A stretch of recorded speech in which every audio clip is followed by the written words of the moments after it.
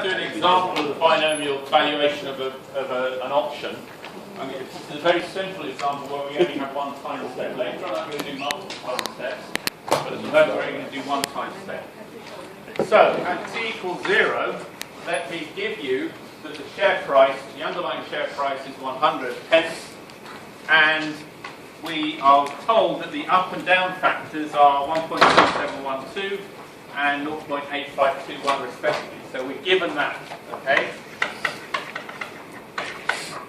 That means that then at time t equals 1, or the next time step on, which I'm going to call t equals 1, we've got the up value will be 127.12 pence and the down value will be 85.21 pence. So, that's the underlying asset. The euro, let's suppose that there's a European call option available with expiry at t equals 1 time unit, 1 year here. Strike price of k equals 110, a risk-free rate of 6%. It doesn't pay any dividend, the underlying, and the delta t, the time step, is 1. So we're just doing one time step. That means that e to the r delta t is e to the 1.06, which is 1.0618. Now the euro call has a payoff at expiry, which is equal to the maximum value of st minus k and 0.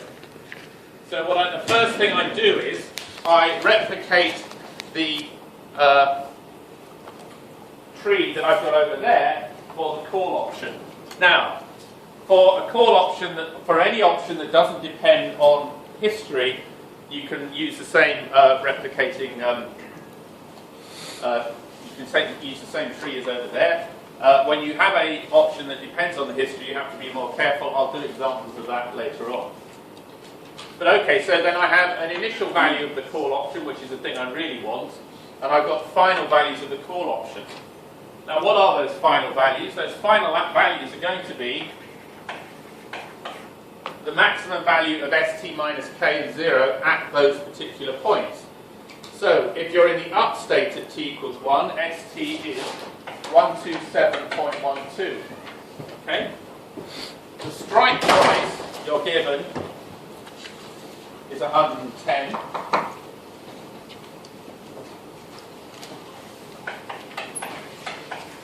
Okay, so the point is that then the payoff here is 17.12. Okay? If you're going to this down value, the down value, your underlying asset is 85.21. Your strike price is 110, so clearly the maximum of that and 0 is 0. So if the share price falls, the call option expires worthless at expiry. So this gives us two important pieces of information, which actually is enough with that information there to determine what C0 is. Now there are two ways of doing it. There's a quick way, and there's the replicating portfolio approach way. Both of those are important. The quick way will give you the value that you want, but the replicating portfolio will tell you what trading strategy the writer of that option has to carry out. Okay? So let's do the risk-neutral valuation, the quick way. And essentially it says that the value of an option at any point t is the discounted from expiry expectation under a risk-neutral measure of the final value of the option given the history up until now. If you saw what that meant in terms of what we did yesterday,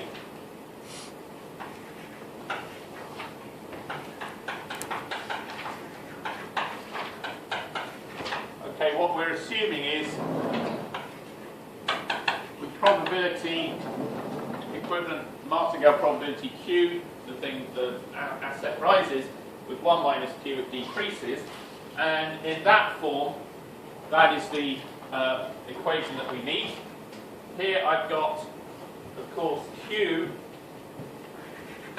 is e to the r delta t minus d on u minus d. That's the standard formula. So if you work out Q, it is. Where have I done it?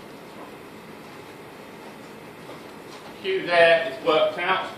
You get it as when you plug in the U and the D values, the e to the r delta t value, 1.0618 dot dot dot minus 0.8521 over 1.2712 minus 0.8521. That will give you approximately 0.50045. And don't truncate it to 0.5, okay? Because that it really is a 0.0045 result. So the point is, under the risk neutral probability measure, there's a slightly greater than a half chance the share price is going to go up. Then what you do is you plug the Q's into here, and you get that C0, of course, which is what we're after.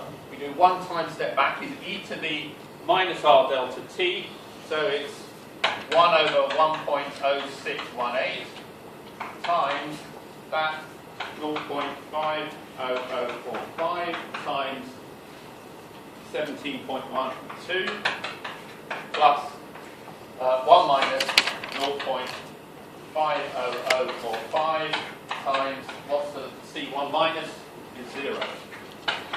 And when you work all that number out, what you get is 8.07. Okay?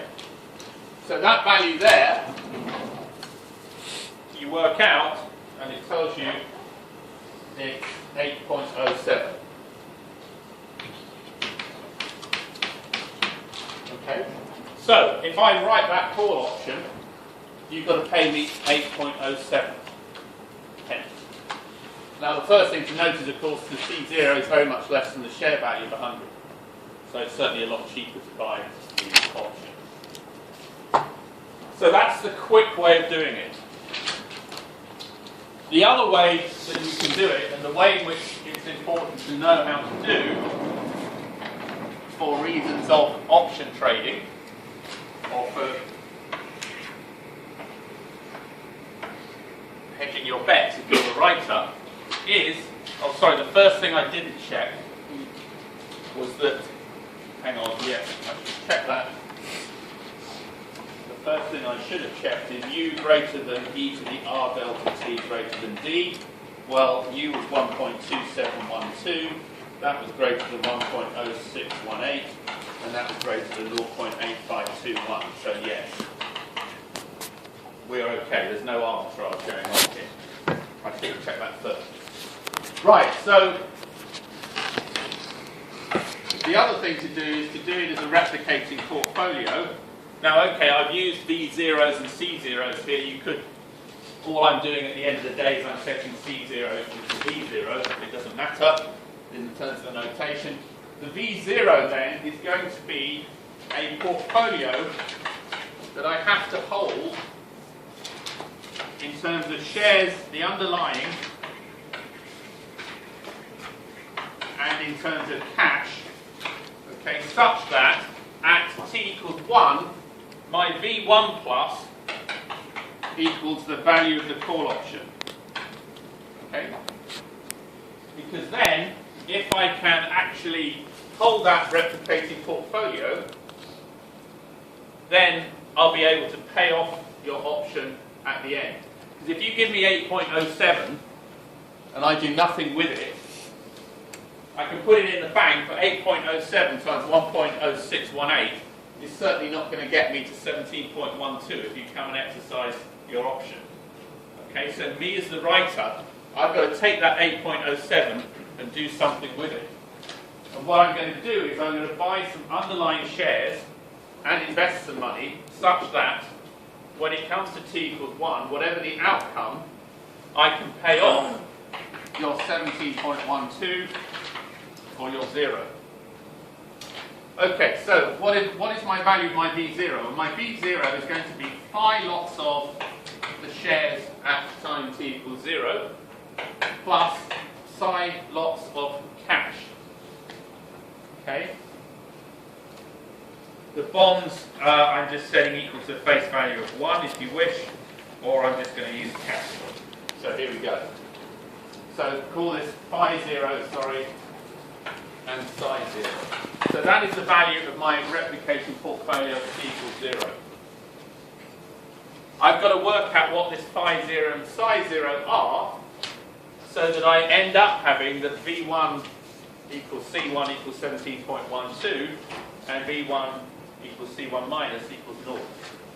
So if I've got phi 0, S0 plus psi 0, if that's my initial value, if the share price goes up, I'm going to have phi 0, V1 plus is going to be, the value of that option at t equals 1 in the upstate, is phi 0, S1 plus psi 0 e to the r delta t. Okay, so the cash is in the bank, or the debt has gone up by the interest rate. The original shares, the price has gone up to S1 plus. Equally, I've got V1 minus would then be phi 0 S1 minus plus psi 0 e to the r delta t. So if the share price falls, I'll have phi 0 shares the value of S1 minus plus cash or a debt that's risen with interest. So, what do I then do? Then I essentially equate these two. So what have I got?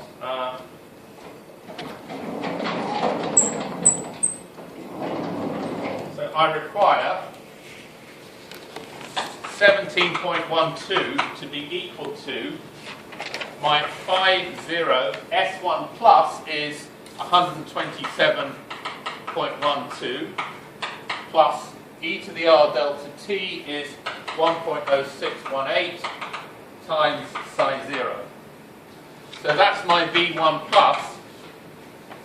There's going to be C1 plus, which is that. Okay? Then I want V1 minus to be C1 minus, which is 0. This option expires worthless. That's got to be equal to 85.21 times phi 0, because that's the share price if the thing drops, plus 1.0618 times psi 0. That, you will observe, is a 2 by 2 set of equations which you can solve.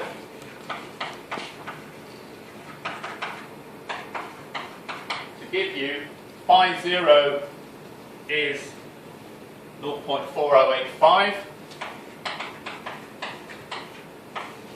and psi 0 is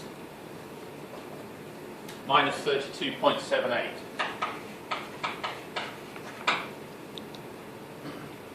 So, what does that tell me? It tells me if I'm writing for every call option that I write, as the writer of the call option, I should buy 0.4085 shares. Now you can't necessarily buy a fraction of a share, but you wouldn't necessarily just write one option. I might write 1,000 options and then I'd have to buy 408 or 409, say. No, if I wrote 10,000 options, I'd have to buy 4,085 shares. Okay, so, no, yes, that's right, yes.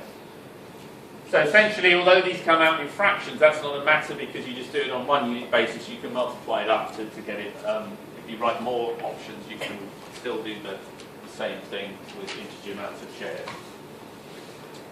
Equally, minus 32.78 says that I have to borrow 32.78 from the bank. If it was plus, it would mean that I'd have 32.78. Now the first thing to note is that if I put this then into V0, which was phi 0 S0 plus psi 0, if I put that into that equation there, what is V0? V0 is 0.4085 times 100, which was the share price, minus 32.78.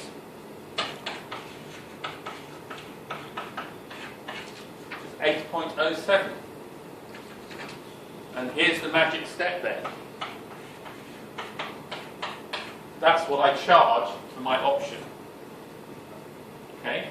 Now why is that the magic step? The magic step then says, you give me 8.07. let's go through the trading strategy. I'm going to rub it out and do it over here.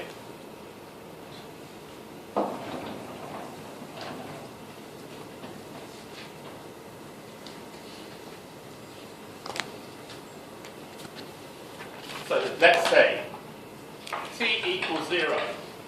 Writer writes call option, receives 8.07 from buyer. Okay, so what does the writer do? So he starts with nothing. So this is the trading strategy.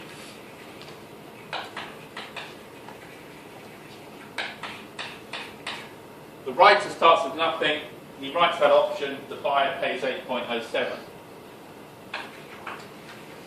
Writer buys 0.4085 shares at 100, okay, and the cost is going to be 40.85 pounds or zlotys or euros or whatever, okay. So that's the cost. That's financed by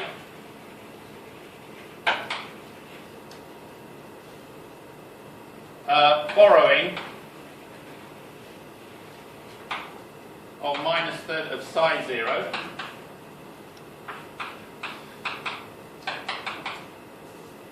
which is minus 32 point whatever it is, 78. Okay, so I've borrowed from the bank psi 0 and premium from buyer of C0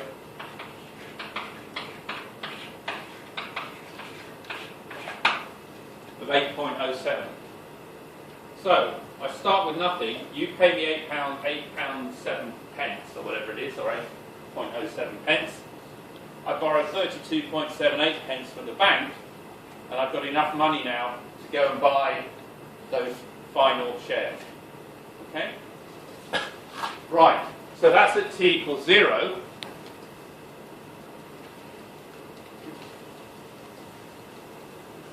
What happens at t equals 1? So let's suppose we're at t equals 1 in up state. So we're in the up state, the S1 plus state. Okay? Okay, so here, the call option is worth something. So the buyer is going to exercise.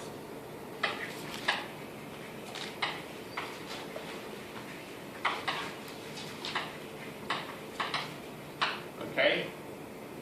What has happened to the debt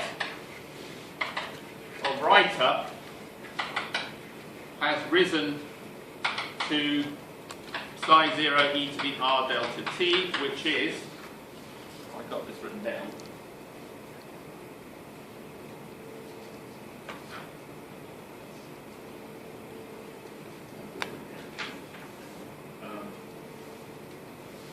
let's work it out.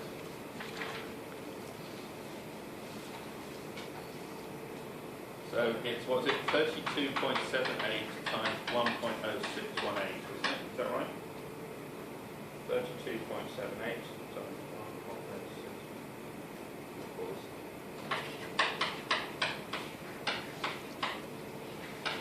something like that, okay? So the debt has risen to that. The share values, I can sell the shares.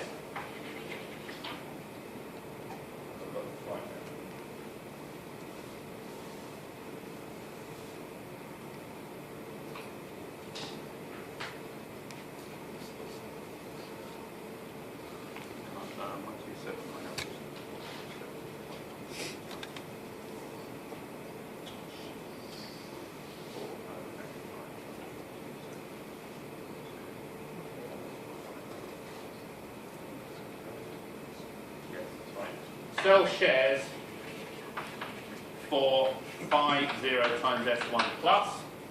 That's going to be, so 50 is 0.4085. S1 plus is going to be, S1 plus is 127.12. So this gives me an income of 51.92852. Okay? So then if I've got 51.92852, I pay off my debt. Right, I pay off that debt, I subtract 34.805, 804, and I get, 17.12 pretty much. Okay? With a little bit of change. Yeah, right. 17.12. What was the option worth? It was worth 17.12. So pay holder 17.12, and then this thing is 0. So there's the magic. I start with 0, I take 8.07 pence off you, I borrow some money from the bank, and I buy some shares. Okay? At t equals 1, the debt has risen to sin or e to the r delta t, but I sell my shares for final S1 plus, gives me 51 pence. I can pay my debt of minus 34 pence off, and miraculously and magically, you're left with, well, it's not, this is how it works, you're left with the 17.12 pence that you need to pay the holder. Okay? So that's the trading strategy. I start with nothing, and I end with nothing. Okay? And that, in a sense, because I haven't had to put in any extra money, is self-financing. Okay? It's a self-financing operation. I don't actually, all I need to be able to do is to borrow money. I don't need to actually have any of my money, invest any of my own money in that. I borrow some money, I take money off you as the holder, I do share deals, excluding all the transaction costs, I know. But then at the end of the day, if I do the right share deals, I'm completely covered to pay you the 17.12. The only other thing that we have to, if you wanted to check what happens in the down case, we can do the down case as well. Down case, so if I'm in the down case,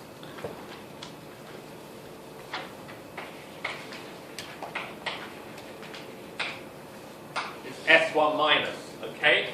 The point is here, the option expires worthless.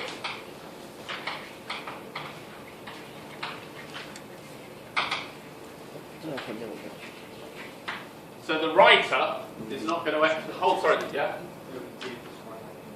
Oh, T1, sorry. The option expires worthless and the holder doesn't exercise.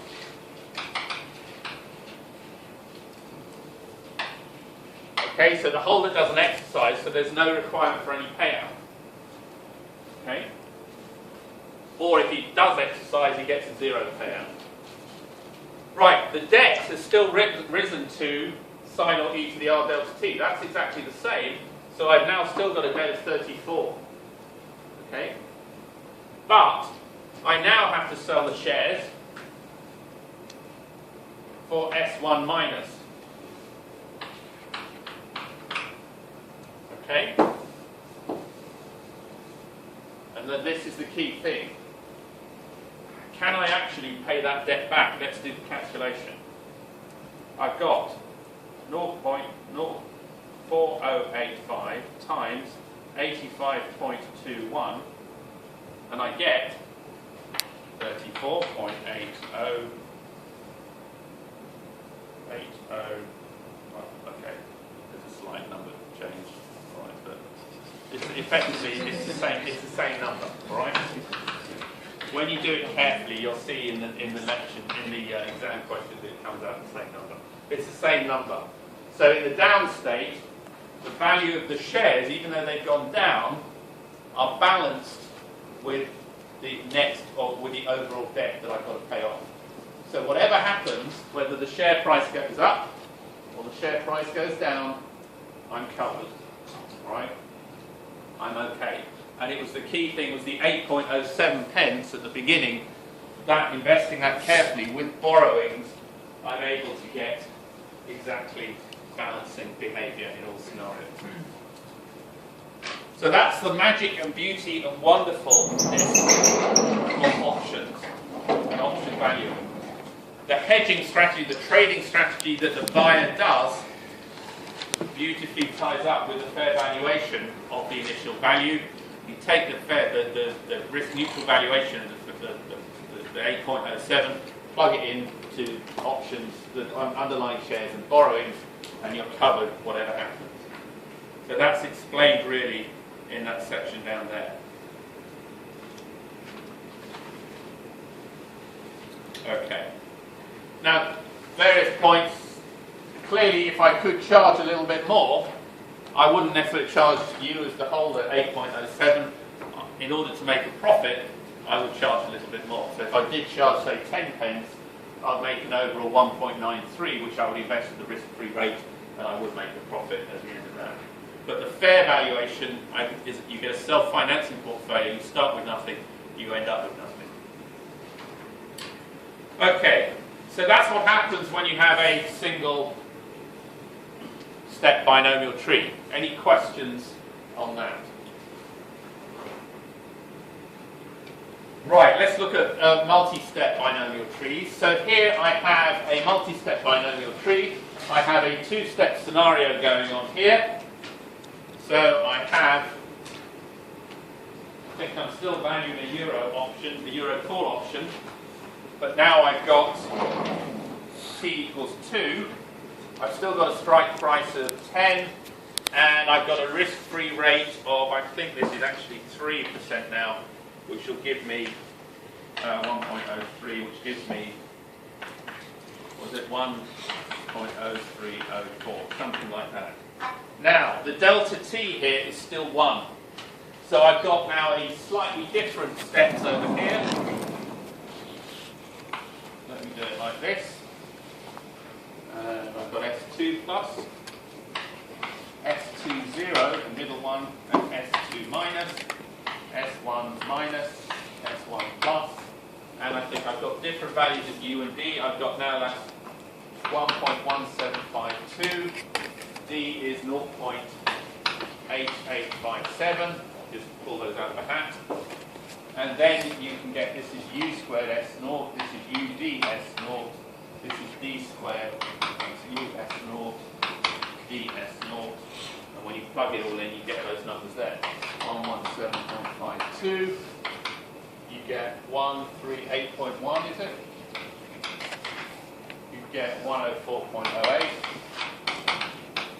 and you get here 78.45, and DS0 was 88.57. Okay? So now you see you've got a time step delta t equals 1, delta t equals 1. So 2 time steps, each with, so it could be a 2-year expiry with the appropriate year's worth of interest rate of 3%. So again, what do? We replicate that behaviour over here.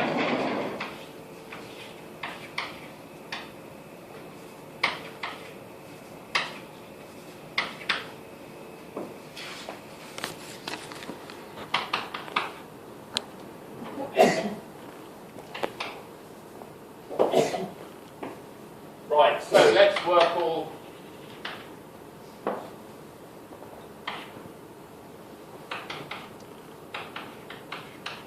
Right, let's work it all out. So what have I got? I've got 138.10. So that gives me a C2 plus value of 28.10. In the up down, or the down up, which is the same here, is 104.08.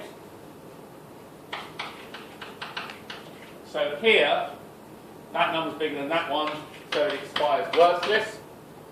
And then in the down scenario, it's 88.57. So again, it expires worthless. Right.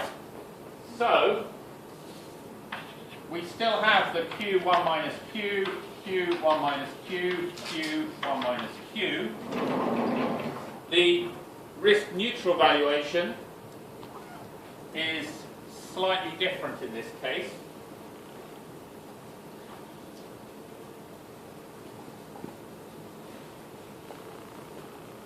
We can do two, it's the same formula. It's still that Ct is e to minus r, t minus t, expectation on the Q of Ct given ft. Okay? It's still that formula. But now look what we've got. If I call this C1 minus, C1 plus, I've got at the intermediate step, I've got an up down and a down, I've got an up value and a down value for the call option. So it's still the case that C1 plus is e to the minus r delta t of Q C2 plus 1 minus Q C2 minus, C2 0, sorry.